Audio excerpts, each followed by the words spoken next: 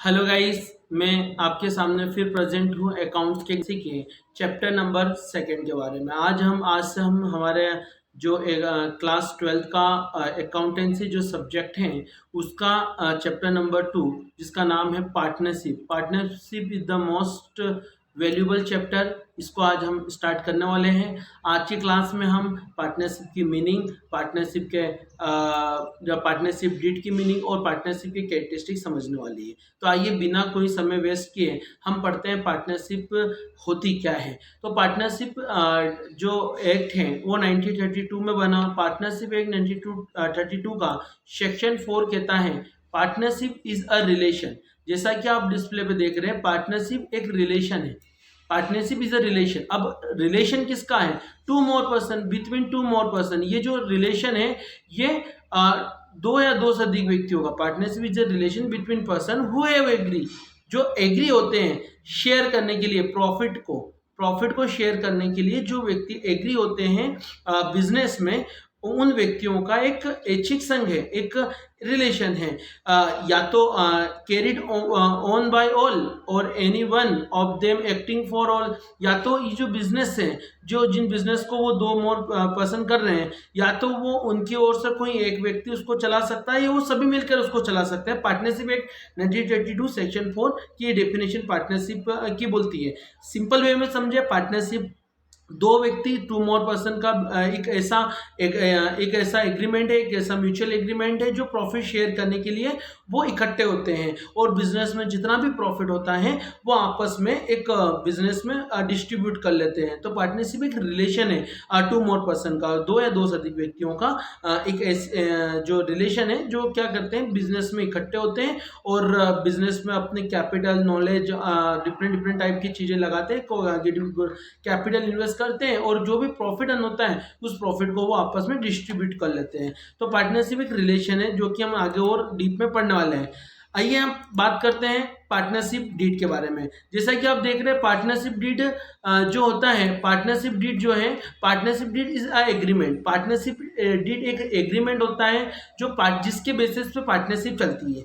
Is the foundation of credit, ये foundation को create करता है। लीगल रिलेशनशिप है और जो पार्टनरशिप होती है उसको एग्रीमेंट, पार्टनर के बीच में जो एग्रीमेंट होता है उसी एग्रीमेंट को हम पार्टनरशिप डीड के नाम से जानते हैं। पार्टनरशिप डीड रिटन और ओरल दोनों प्रकार का हो सकता है, लेकिन मोस्ट ऑफ केस में देखा गया है कि जो लीगल जो पार्टनरशिप जो डीड है वो रिटन ज़्यादा वैल्यूबल होता है, रिटन होना चाहिए। पार्टनरशिप डीड जो बनाना वो कंपलसरी नहीं है। पार्टनरशिप एक्ट 1982 का कोई भी सेक्शन या पार्टनरशिप एक्ट 1932 आपको पार्टनरशिप डीड बनाने के लिए बाध्य नहीं करता। ये पार्टनर की इच्छा पर डिपेंड करता है। पार्टनर चाहे तो उसे बना सकते हैं या पार्टनर चाहे तो उसे नहीं भी बनाए। पार्टनरशिप एक्ट 32 पार्टनरशिप एक्ट आपको ऐसा करने से नहीं रोकता। तो पार्टनरशिप डीड पार्टनर के बीच जो रिलेशनशिप होती है, जो उनकी रिस्पॉन्सिबिलिटीज होती हैं उनको शो करता है। उनके एग्रीमेंट को हम पार्टनरशिप डीड कहते हैं। पार्टनरशिप डीड रिटन और ओरल दोनों प्रकार का हो सकता है, लेकिन जो रिटन होता है वो बेस्ट होता है। पार्टनरशिप डीड बनाना बिल्कुल कंपलसरी नहीं है। ऐसा नहीं है कि आप दो व्यक्ति मिलकर बिजनेस कर रहे हैं तो उनको एग्रीमेंट करना ही होगा, वो बिना एग्रीमेंट के भी बिजनेस को आगे बढ़ा सकते हैं। तो पार्टनरशिप डीड एक रिटन एग्रीमेंट है जिसमें बिजनेस और पार्टनरशिप की टर्म और कंडीशन शो होती है कि बिजनेस कैसे चलेगा, कौन व्यक्ति क्या करने वाला है, कौन पार्टनर क्या करने वाला है, इन सारी चीजों को हम पार्टनरशिप डीड में शो करते हैं। तो पार्टनरशिप डीड एक रिटन लीगल एग्रीमेंट है। आइए अब हम बात करते हैं पार्टनरशिप की कैरेक्टरिस्टिक के बारे में। कि जो फीचर्स होते हैं वो इम्पोर्टेंट होते हैं, एग्जाम में कई बार रिपीट हुआ है IMP क्वेश्चन से। पार्टनरशिप के जो फीचर्स और कैरेक्टरिस्टिक होते हैं, फर्स्ट है जैसा कि देख रहे हैं, टू मोर पर्सन। पार्टनरशिप होने के लिए या पार्टनरशिप के लिए टू पर्सन होना कंपलसरी है। एटलीस्ट मिनिमम जो पार्टनर होते हैं वो एटलीस्ट 2 होने चाहिए। मैक्सिमम कितना होना चाहिए, इसको लेकर पार्टनरशिप एक्ट 1932 बिल्कुल साइलेंट है, लेकिन कंपनी एक्ट 2013 के कुछ सेपरेट बोलते हैं कि जो मैक्सिमम नंबर हो सकते हैं वो 50 हो सकते हैं। तो पार्टनरशिप में दो कम से कम 2 व्यक्ति होना चाहिए, कम से कम 2 पर्सन होना चाहिए। सेकेंड, जैसा कि आप देख पा रहे हैं, एग्रीमेंट, जितने भी पार्टनर बिजनेस में हैं उनके बीच में एग्रीमेंट होना चाहिए।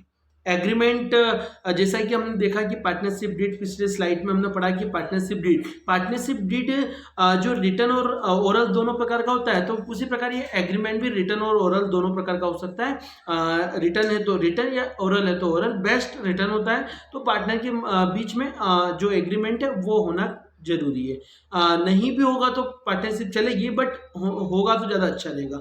लॉफुल बिजनेस, जैसे कि बिजनेस में हम देख रहे हैं जो पार्टनरशिप है इसमें बिजनेस में जो पार्टनर होते हैं इनके बीच में जो पार्टनर बिजनेस होता है वो लीगल होना चाहिए। पार्टनरशिप में जो बिजनेस पार्टनर करते हैं वो मेन रूप से रीजन जो बिजनेस है वो लीगल होना चाहिए, इलीगल नहीं होना चाहिए।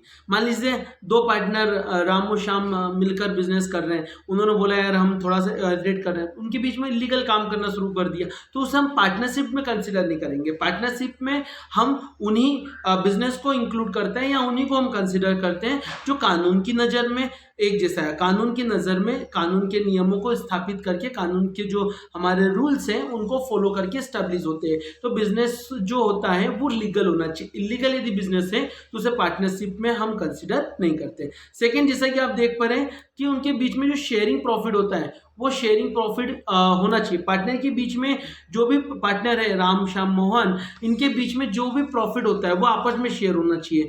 लॉस थोड़ा सा शेयर हो ये जरूरी नहीं है, कंपलसरी नहीं है, लेकिन प्रॉफिट शेयरिंग हो एटलीस्ट।